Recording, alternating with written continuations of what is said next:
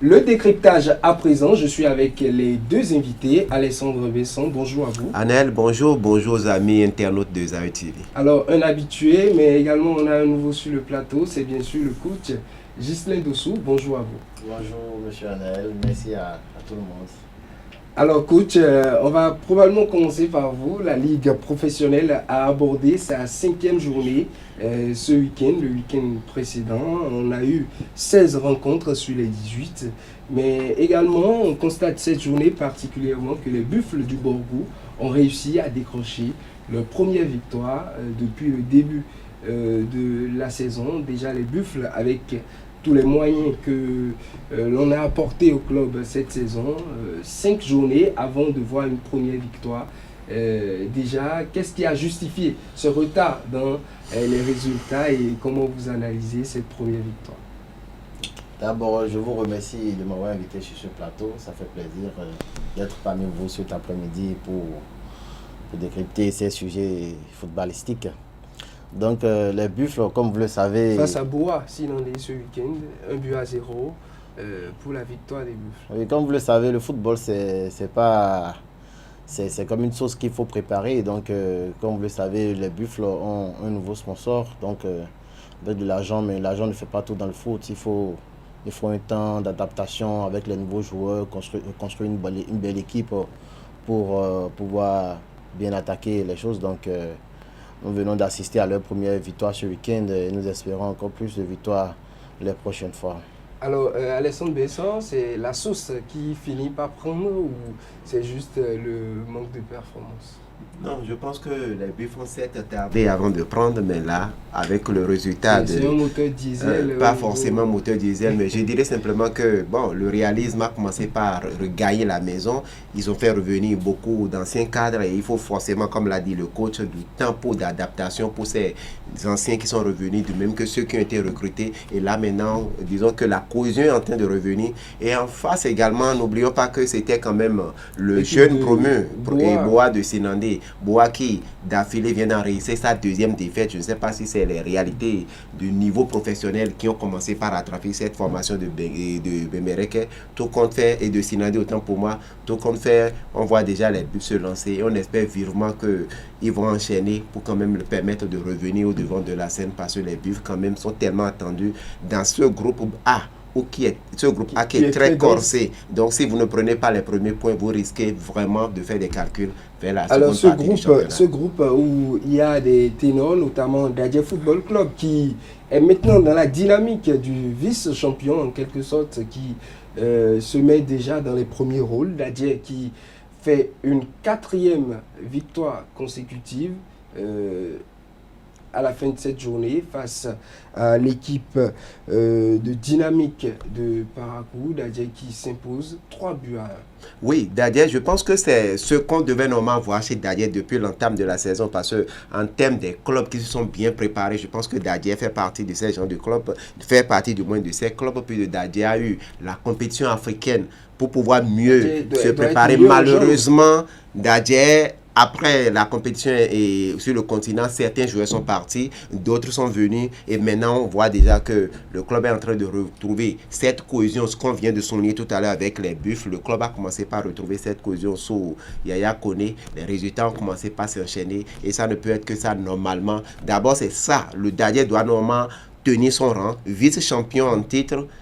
Vous êtes attendu sur tous les fronts. Chaque rencontre face à un club, c'est une finale. Parce qu'on sait qu'on veut jouer le club qui est allé jusqu'à la dernière journée avant de perdre le titre de champion du Bénin. C'est dit quand même que c'est un os très très solide et il faut se préparer. Donc toutes les rencontres de Dadje sont comme des finales et quand on voit Dadje enchaîner 4 victoires d'affilée pour pouvoir être là à la tête aujourd'hui de ce groupe, je pense qu'on ne peut que les féliciter. Un match nul et 3 victoires. On espère vivement qu'ils vont vraiment continuer sur cette dynamique. Alors quand nous prenons Dadje, la dynamique est venue après le retour de quelques cadors, ceux qui ont été dans l'équipe pendant la compétition africaine, des joueurs comme l'artificier de l'équipe au moment de la compétition africaine. Oui, Silassi et Blaise. Et d'autres joueurs sont également venus renforcer. Et ça dit que Dadje aujourd'hui, tel que ça a pris, ça ne s'arrêtera plus. Non, je ne vais pas me jeter à l'eau pour dire que ça ne va pas prendre parce que, et du moins que ça va continuer comme ça. Il faut dire quand même que nous sommes dans un championnat où c'est pratiquement la dernière phase expérimentale. On passe directement à un autre format dès la saison prochaine. Ce qui revient à dire que tout le monde a su faire les recrutements qu'il faut. Pour le moment, on a vu qu'avec le retour, comme vous l'avez souligné tout à l'heure, et de ces recrues qu'on a vues lors de la compétition africaine, et également le retour de Roland Biako, qui était du côté de la Tanzanie. Aujourd'hui, ça a commencé par prendre. On espère vivement qu'ils vont vraiment maintenir cette dynamique-là, parce que c'est surtout ça, confirmer sur la distance, parce que c'est 34 journées, 17 à l'avant et en aller, 17 au retour. Et si vous commencez aujourd'hui, il faut engranger le maximum de points pour pouvoir vraiment tenir sur la deuxième partie du championnat. Effectivement, parce que quand vous n'avez pas une assez grande profondeur de blanc, deuxième phase du championnat, vous risquez de commencer par dégringoler. Donc, dès maintenant, il faut emmagasiner le maximum de points. Et pour le moment, on a vu Dadia commencer par enchaîner. Et on espère vivement qu'ils vont enchaîner le maximum qu'il faut pour cette phase aller. Alors, coach Dadia Football Club qui s'impose 3 buts à 1, une belle victoire avec de beaux buts dans cette rencontre que j'ai suivie à Plahoui. Il y a eu Dadia qui était dans une période de crise au début de la saison, une défaite, un match nul. Et depuis, les victoires, ça s'aligne. Le vice-champion est désormais dans la place en quelque sorte. Comme vous l'avez dit, Dadier est déjà maintenant un club que tout le monde craint parce que c'est les vice-champions en titre et ils ont recruté de nouveaux joueurs. Donc on attend forcément Dadier au haut niveau du classement. Les résultats mitigés au début du championnat sont, comme je l'avais dit pour Buffle, toujours le temps d'adaptation aussi parce que quitter une compétition africaine aussi, il y a la fatigue et tout, ils ont commencé en même temps alors que les autres étaient au repos, étaient en préparation. Donc c'est toujours difficile d'enchaîner.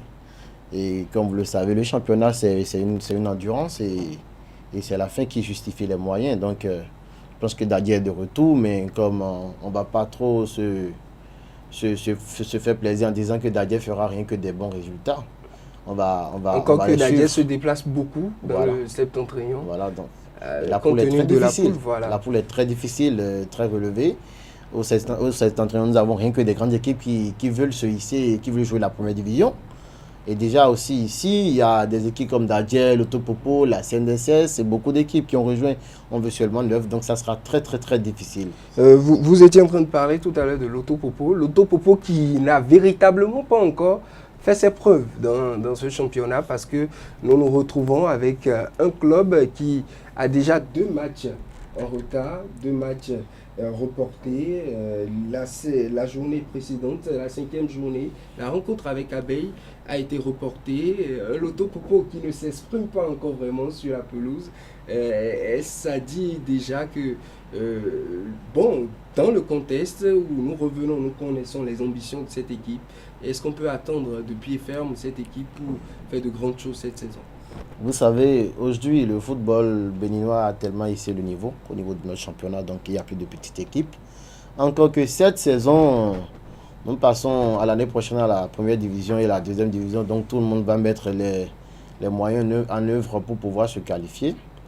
Le problème de l'auto, c'est qu'il y a beaucoup de nouveaux joueurs qu'on ne connaît même pas, on prononce les noms, on ne connaît pas, donc on va atteindre toujours, on n'est qu'à la 5e journée. Nous avons au moins 38 journées à disputer, donc nous allons attendre et espérer qu'au fil du temps, la mayonnaise prend. Parce que le coach qui est là, c'est un grand coach, il a été champion au Sénégal et il a mené des joueurs qu'il connaît. Donc nous allons patienter, voir si avec le temps, ça va prendre du côté de l'Autopopo. Mais pour l'instant, on reste sceptique par rapport aux résultats qu'ils ont. L'Autopopo, Alessandre Vincent? Oui, l'Autopopo, c'est un peu timide ce début de championnat du côté de Grand Popo. Il faut quand même dire que, comme l'a souligné le coach tout à l'heure, l'entraîneur qui est là, le Sénégalais, il est venu, c'est sa première expérience au Bénin. Et il ne faut pas oublier aussi qu'il est venu avec plus de 10 joueurs dans sa valise. Il est revenu, ce qui revient à dire que la formation de l'Autopopo, qu'on a l'habitude de voir dans le championnat et qui a l'habitude de nous faire rêver, cette équipe pratiquement a été changée, totalement changée. Et quand vous changez totalement une équipe comme ça, la cohésion, ça vient pas totalement comme ça. Et là, nous sommes en train de voir une équipe qui arrive à confirmer et qui également au même moment revient comme et regresse un peu. Mais pour l'instant, nous ne sommes qu'à la 5e journée avec 2 rencontres déjà et de reporter pour cette formation de Grand Popo. Donc sur 5 journées, ils n'ont discuté que 3 matchs et on voit déjà le résultat. On espère vivement que le coach saura vite corriger ce qui ne va pas parce que comme l'a souligné tout à l'heure le coach, j'ai eu à le mentionner, la plupart des joueurs qui sont venus, on ne les maîtrise pas trop. C'est quoi leur niveau? Et le coach sait pourquoi il les a amenés, pourquoi il les a insérés dans son dispositif tactique au niveau de l'autopopo. Donc on attend, mais pour nous, et observateurs, on n'a pas encore le résultat. Ce n'est pas encore ce que l'autopopo, ce n'est pas ce à quoi l'autopopo nous a habitués depuis plus de 3 saisons où le club joue le rôle du tableau. Donc on espère vivement qu'ils vont vite retrouver ce niveau qu'on a pu de voir avec le club de Grand Popo. On va rappeler les autres résultats de la poule B et de la poule A tout à l'heure, mais dans la poule B, nous voyons une autre équipe, comme vous l'avez dit, qui fait parfois de bons résultats et qui tombe parfois. Et cette 5e journée, c'était face à l'AS Sobemap, où l'AS Cotonou s'est incliné à domicile 2-0 à Alessandre Besson. Une équipe qui est vidée, comme le dit ses entraîneurs, de ses cadors qui ont rejoint la CNSS vu le conflit entre les deux. L'équipe est renouvelée complètement à près de 90%. Aujourd'hui, cette équipe peine un peu à démarrer correctement dans ce championnat. Bon, moi, je vais battre du revers de la main. Cette affaire de l'équipe a été totalement dépourvue. Je pense que ce que l'entraîneur Émile Henassoa, le groupe que Émile Henassoa sur la main, ce que ce groupe est en train de nous produire depuis le début de la saison, n'est pas quand même quelque chose à jeter. C'est quand même un de très beaux jeux qu'on est en train de voir. On a vu cette formation remporter certaines de ses rencontres à domicile et est parti perdre sur le fil à Avranco 3-2. Et vous étiez même sur cette rencontre quand on voit les matchs. Et quand je prends cette défaite face à la Sobemap et dans le week-end 2-0, quand vous voyez les 2 buts encaissés par l'équipe de AS Cotonou, c'est sur pratiquement des détails, c'est sur des erreurs au niveau de la défense que c'est arrivé. C'est vrai qu'il faut que quelqu'un fasse des erreurs pour que l'autre puisse marquer. Mais quand vous voyez, c'est pratiquement sur des détails, même si c'est 2-0. Pour moi, il y a le contenu. Maintenant, le coach Émile Henassoa, il a une équipe qui joue également. Maintenant, c'est de corriger ce qui ne prend pas. Parce que quand vous avez un effectif totalement changé et que vous avez quand même de bons joueurs sur la main qui arrivent à faire le job, je pense que ce n'est pas difficile de vite remonter la pente. Donc pour moi, cette formation de AS Cotonou, il manque un petit truc parce que l'équipe arrive à tenir, l'équipe arrive à jouer. Ce n'est pas une équipe qui joue défensivement, c'est une équipe qui produit et joue offensivement. Ils ont de quoi vraiment titiller au niveau, à l'avant, mais qu'est-ce qui ne va pas? Ils sauront vraiment vite corriger le tir. Sinon pour moi, ils ont tout ce qu'il faut pour vraiment faire la course pour maintenir l'équipe dans l'élite. Mais en face, coach, on avait quand même une équipe de l'AS Sobemap, une équipe conduite par Mathias Deguénon, pas n'importe qui également, une équipe bien assise face à l'AS Cotonou. Ça n'a pas manqué, la victoire était au rendez-vous. L'AS Cotonou était face à plus fort, ou tout simplement l'équipe de la Sobemap était meilleure. Avec l'arrivée du coach Mathias et avec les joueurs que la Sobemap a pris, je pense que ce map est carrément un prétendant au titre. Je ne dirais même pas un outsider comme AS Cotonou. Donc d'office, l'AS Cotonou n'est pas favori face à l'AS Sobemap cette saison.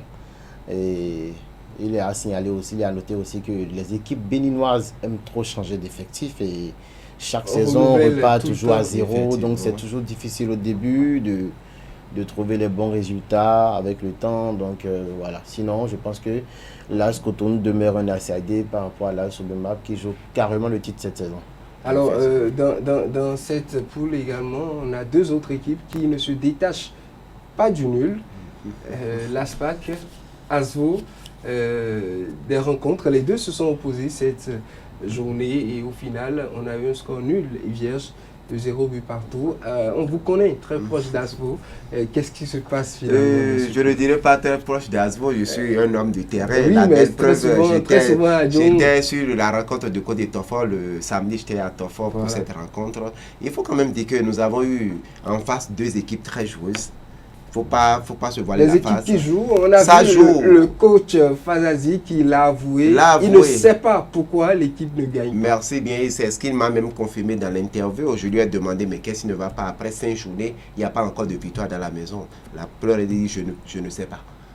Quand un coach arrive à dire, pour prononcer comme premier monteur, je ne sais pas, c'est dit quand même qu'il essaie, mais il se demande qu'est-ce qui ne va pas. Et malheureusement, c'est ça, parce qu'il dit que chaque journée, ils prennent les rencontres, ils essaient d'analyser, corriger ce qui ne va pas. Mais quand ils vont sur la rencontre, on constate toujours qu'il y a quelque chose qui manque, malheureusement, pour eux. La dernière fois, dans cette rencontre face à Asvo, le club du Port avait la chance de tuer la rencontre durant la première partie. Ils ont eu assez d'occasions. Malheureusement pour eux, en face, il y avait un très bon répondant en termes avec le dernier rempart de Asvo et le gardien Nestor Degbogbano, qui était pour moi l'homme du match.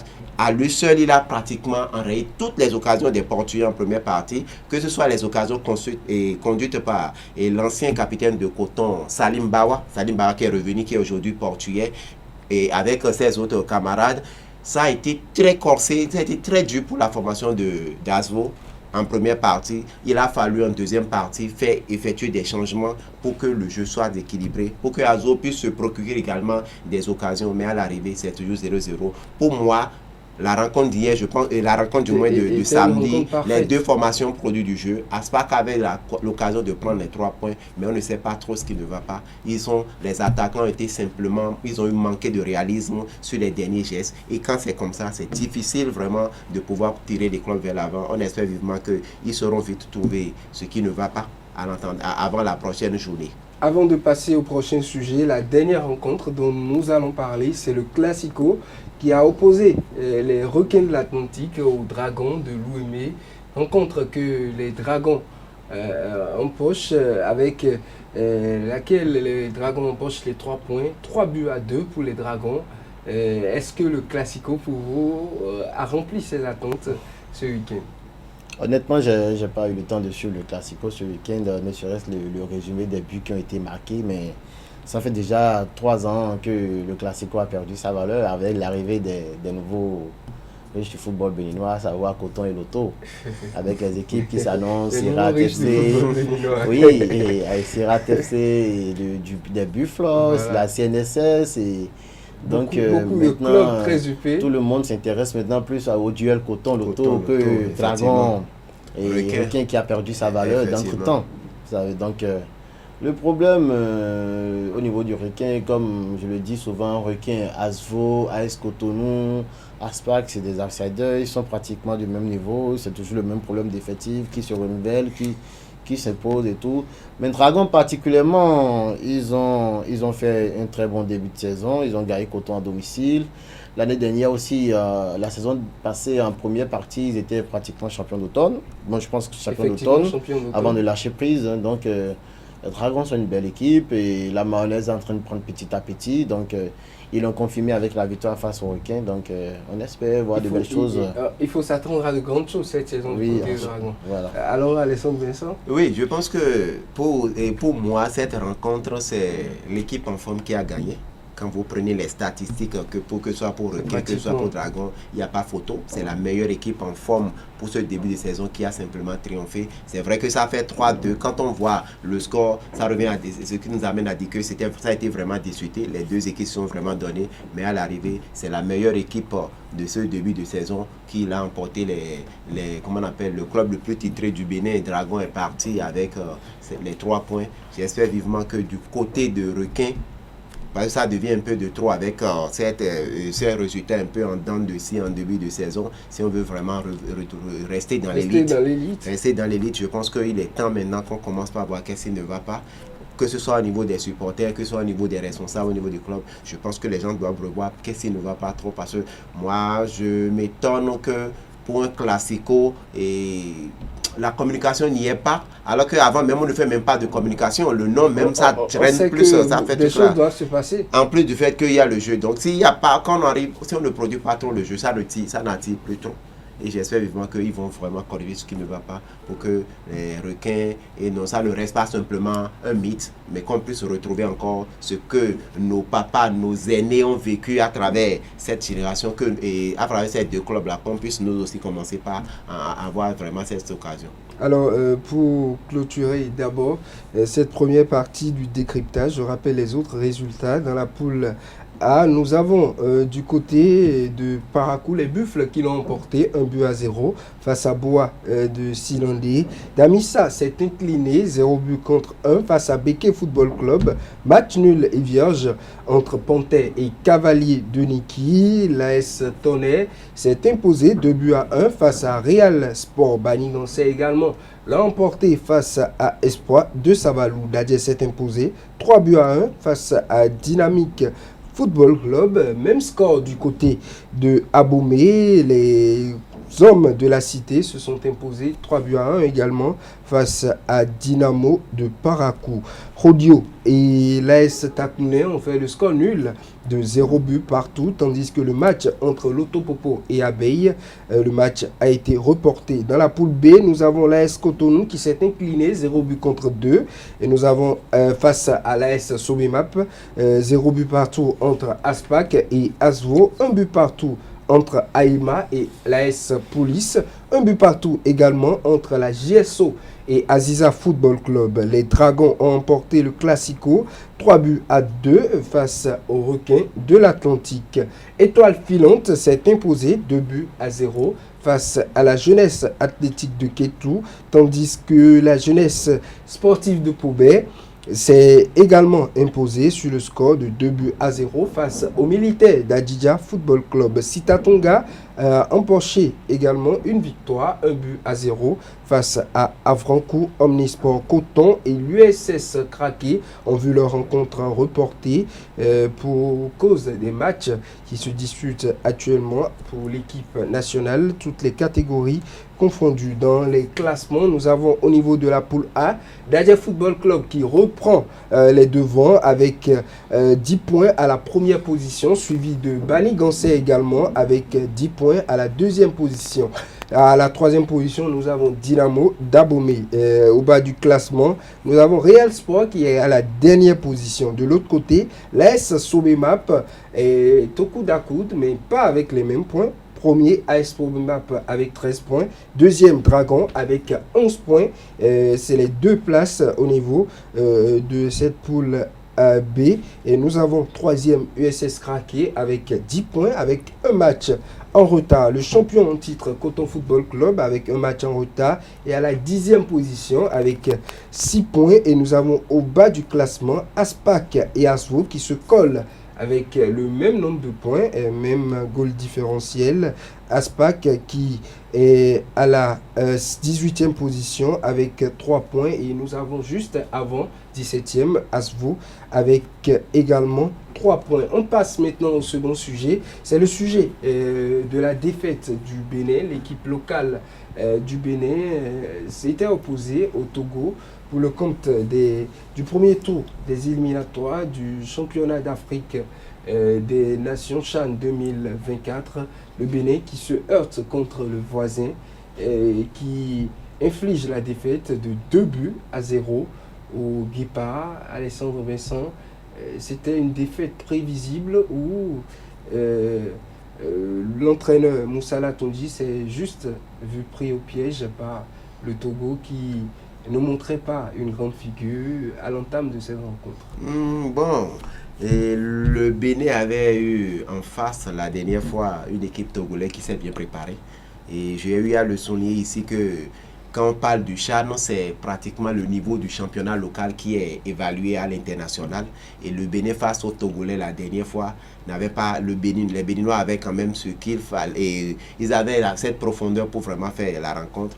Malheureusement, en face, les Togolais se sont bien préparés. Les Béninois ont mal négocié leur entame de rencontre. La belle preuve, et les Togolais ont vite frappé dès la 10e minute en ouvrant le score. Les Béninois ont eu du mal même à donner un répondant face aux Togolais en première partie, puisque les Togolais étaient physiquement au point, les Togolais prenaient le contrôle pratiquement de tout. Le milieu de terrain chez les Béninois était pratiquement quasi inexistant, c'est-à-dire les Togolais physiquement ils étaient au point, ils avaient contrôlé les balles au niveau du milieu de terrain où les nôtres pratiquement jetaient les ballons. En plus de ça, on a eu noté, et ça là c'est le propre des attaquants béninois au plan local, l'inefficacité de nos attaquants. Soit vous trouvez, vous n'arrivez pas à faire ce qu'on attend de vous. Nous l'avons vu avec l'attaquant de Coton, Tchabi Odo. Nous l'avons vu avec d'autres également qui avaient l'occasion de ramener le Bénin dans le jeu. Malheureusement, les Béninois ont simplement raté leur rencontre. Les Togolais étaient dans leur match. Et en face, et les Togolais du moins c'était dans leur match, les Béninois sont simplement passés à côté du match. Les Togolais ont su saisir la chance pour pouvoir marquer le premier but.